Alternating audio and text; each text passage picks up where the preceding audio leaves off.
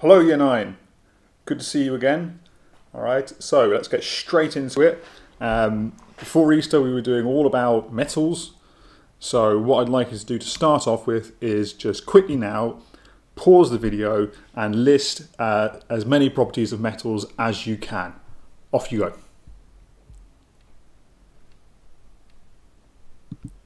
Okay, here are some properties that I've come up with.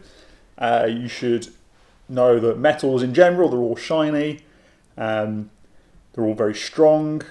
There might be a radiator in your room now. You can go over there, try and break it. You probably won't be able to.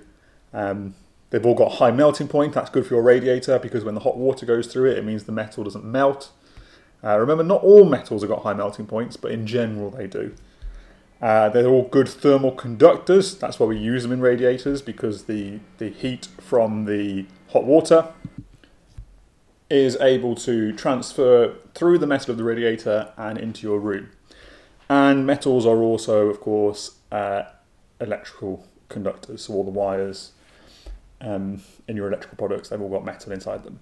All right, so great. That's all properties of metals that we were all doing before Easter. Now, today, we're still doing the same topic, but we're going to do something slightly different. So we're going to start thinking about other materials. So we've done metals in a lot of detail. Now, we're all just now going to think about these three types of materials: ceramics, polymers, and composites. So you'll want to give yourself a title in your book. And of course, remember that while you're watching these videos, at any point you can pause it to copy anything down that you might want to copy down, or rewind it if you missed something, that's fine. And also remember, it's really important that while you're watching these videos you're not distracted, so your mobile phone is turned off or it's in another room and you're not sort of switching between different browser tabs, that kind of thing. Alright, so the first material we're going to think about is ceramics.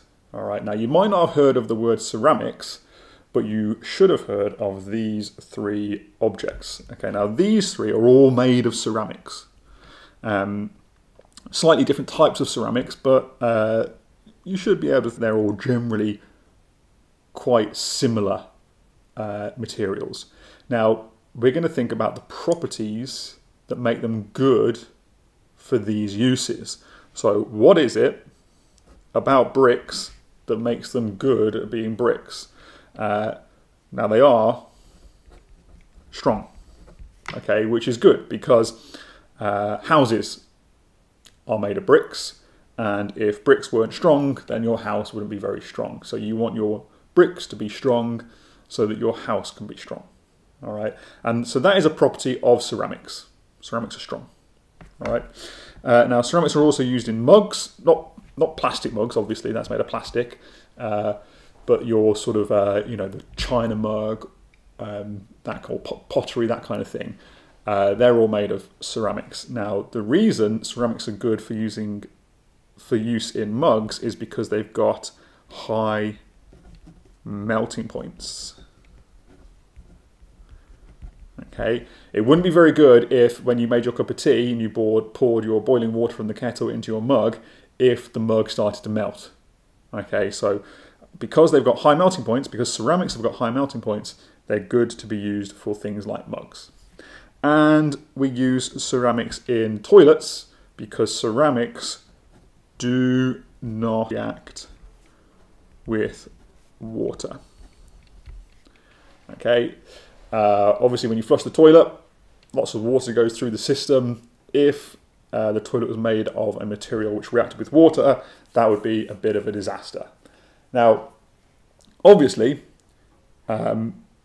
these individual uses benefit from all of these properties. So, bricks to make houses, it's good that they don't react with water because that means that when it rains, the house isn't reacting with water in the rain.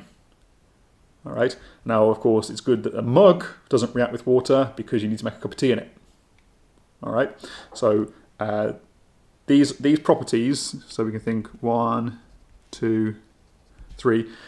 These are all good properties for all of these things. Okay. Now there are a few other properties of ceramics that I'd like to just note down. So another one is that they do not conduct electricity.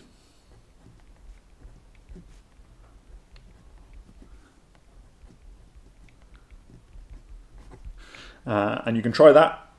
You know, get yourself a mug and your beginner physics electricity kit, and you can try and set it up with a circuit, and the electricity won't go through the mug.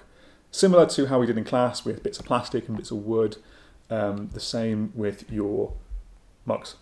Now, these are all great properties for ceramics. Brilliant. All right, so we love ceramics because they're really good, they're really strong, they're high melting points, they don't react with water, they don't conduct electricity. However, ceramics do have one property which is not so good. And you might be thinking of it now, and it's most obvious if you think about a mug. If you've ever dropped a mug on your kitchen floor, it probably didn't bounce off the floor, it probably just broke and shattered into lots of pieces. And we call that, we say that they are brittle. Okay, and brittle means that they break easily. Okay, now you might be thinking that, well, if it's strong, how can it be brittle? Okay, and the difference is that if it's strong, it means it can withstand a force as long as the force is applied slowly. All right, but if it's brittle, if the force comes on too suddenly, it can't handle that force. All right, so that's why if you drop a mug, it's that sudden impact with the floor that will make it break. Okay, and so ceramics are brittle. Metals are not brittle. So you can go into your kitchen and your frying pan, your metal frying pan, if you drop that on the floor, it's not going to break. If you take a plate and drop that on the floor, it might break. All right, now I'm not suggesting you do that. You can just have a think. The next thing we need to do is, now that we know about all these properties of ceramics, we're going to try and think about why they have these properties. And in order to do that, we're going to need to start thinking in a particular kind of way. All right, and that is, we need to think about properties of materials as being a result of their structure. Okay, so the structure determines the properties. Structure determines properties. So if we can understand the structure, we can understand why they've got these properties. Why are they strong? Why do they have high melting points? Okay, now the structure of ceramics is that there are a huge number with strong